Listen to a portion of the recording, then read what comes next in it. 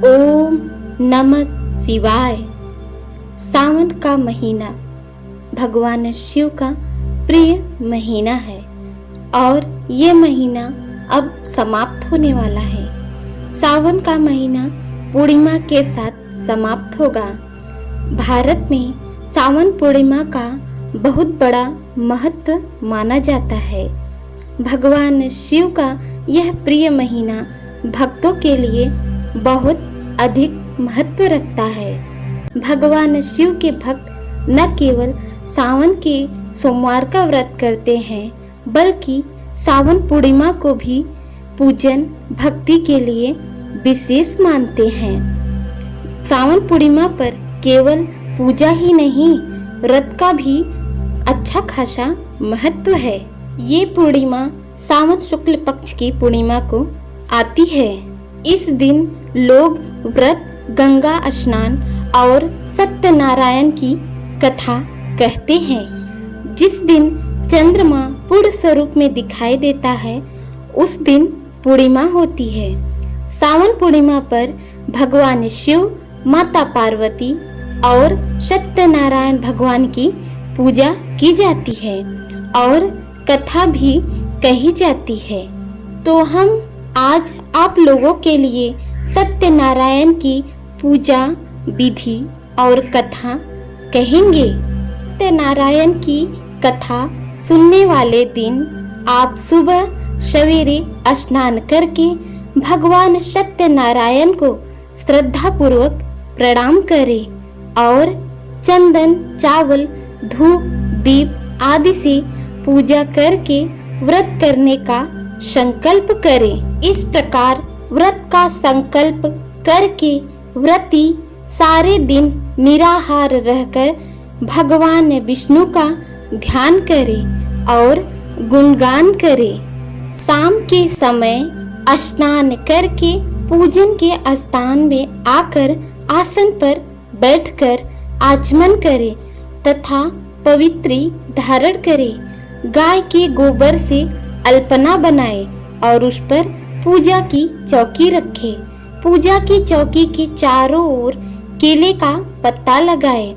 चौकी पर भगवान सत्यनारायण या शालिग्राम स्थापित करें। पूजा प्रारंभ करने से पहले भगवान गणेश की पूजा करें। फिर इंद्रादि 10 दिक्पाल, पंचलोकपाल, सत्यनारायण, लक्ष्मी, महादेव और ब्रह्मा आदि देवता की धूप दीप आदि से पूजा करें और भोग लगाए। तत्पश्चात भगवान सत्यनारायण की कथा पढ़कर या सुनकर आरती करें। फिर पुरोहितों को दक्षिणा एवं वस्त्र आदि दे भोजन कराने के बाद अंत में स्वयं भोजन करें। सत्यनारायण की पूजन में कई सामग्री लगती है। सत्यनारायण कथा में केले के पत्ते, फल के अलावा पंचामृत, पंचगव्य, सुपारी, पान, तिल, मोली, रौली, कुमकुम, दुर्वा की आवश्यकता होती है, जिनसे भगवान सत्यनारायण की पूजा होती है। सत्यनारायण की पूजा के लिए दूध, मधु, केला, गंगा जल, तुलसी का पत्ता, मेवा मिलाकर पंचामृत तैयार किया जाता है। पंजीरी भी कथा के लिए तैयार की जाती है। सत्यनारायण भगवान की कथा में पंजीरी और पंचामृत का विशेष महत्व है। इन्हें प्रसाद में अवश्य शामिल करें। पंजीरी प्रसाद के तौर पर फल, मिष्ठान के अलावा आटे को भूनकर उसमें चीनी मिलाकर एक प्रसाद बनता है, जिसे सत्तू या पंजीरी कहा जाता है। उसका भी सत्यनारायण भगवान को भोग लगाया जाता है। अब हम सत्यनारायण की कथा शुरू करते हैं। एक समय की बात है, नैमिषारण्य तीर्थ में शौनक आदि ऋषियों ने भी श्री महर्षि सूत से पूछा, हे प्रभु, इस कलयुग में वेद विद्या रहित मनुष्यों को प्रभु भक्ति किस प्रकार मिल सकती है तथा उनका उद्धार कैसे होगा? हे मुनि श्रेष्ठ, कोई ऐसा उपाय बताइए जिससे थोड़े समय में ही पुण्य मिले और मन वांछित फल भी मिले। सर्व शास्त्रों के ज्ञाता सूत जी बोले, हे वैष्णवों, ऐसा ही प्रश्न नारद जी ने भगवान विष्णु से किया था। भगवान विष्णु ने नारद जी को जो बताया वह मैं आप लोगों को बताऊंगा। अब आप सब इसे ध्यान से सुनिए। एक समय की बात है, महर्षि नारद विष्णु लोक में जाकर नारायण की स्तुति करने लगे। स्तुति करने के बाद भगवान विष्णु ने नारद से कहा, हे महाभाग, आप किस प्रयोजन से आए हैं? आपके मन में क्या है, कहिए, वह सब कुछ मैं आपको बताऊंगा। तब नारद मुनि बोले, हे भगवान, मृत्यु लोक में अनेक योनियों में जन्मे मनुष्य अपने कर्मों के द्वारा अनेकों क्लेशों से दुखी हो रहे हैं। हे नाथ, किसी लघु उपाय से उनके कष्टों का निवारण हो सकेगा? यदि मेरे ऊपर आपकी कृपा हो तो आप बताइए। श्री हरि बोले, हे वत्स, मनुष्यों की भलाई के लिए तुमने बहुत ही अच्छी बात पूछी है। जिसके करने से मनुष्य मोह से छूट जाता है उसे मैं आपको बताता हूँ, सुनो। स्वर्ग और मृत्यु लोक में भगवान सत्यनारायण का एक महान पुण्यप्रद व्रत है।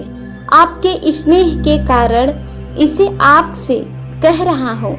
अच्छी प्रकार से विधि विधान से भगवान सत्यनारायण का व्रत करने से मनुष्य शीघ्र ही सुख प्राप्त कर परलोक में मोक्ष प्राप्त करता है और इस व्रत को करने से वाजपेय यज्ञ का फल मिलता है।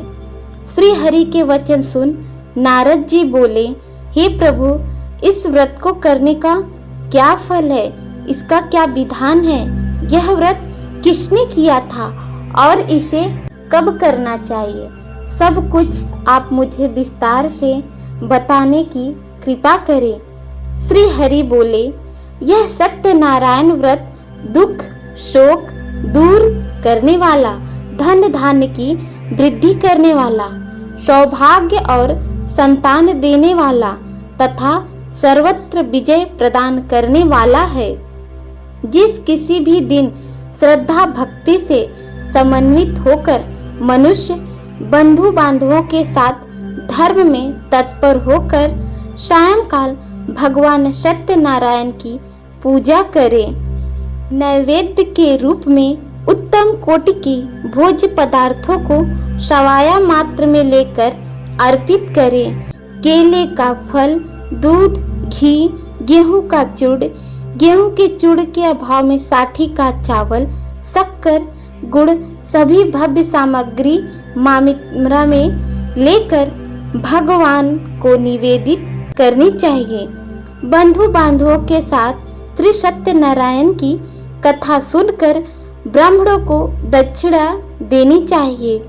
उसके बाद बंधु बांधवों के साथ ब्राह्मणों को भोजन कराना चाहिए। भक्ति पूर्वक प्रसाद ग्रहण करके नित्य गीत आदि का आयोजन करना चाहिए। उसके बाद भगवान सत्यनारायण का स्मरण करते हुए अपने घर जाना चाहिए। ऐसा करने से मनुष्य की अभिलाषा अवश्य पूर्ण होती है। विशेष रूप से कलयुग में पृथ्वी लोक में यह सबसे छोटा उपाय है। अब मैं आप लोगों को एक और कथा सुनाता हूँ।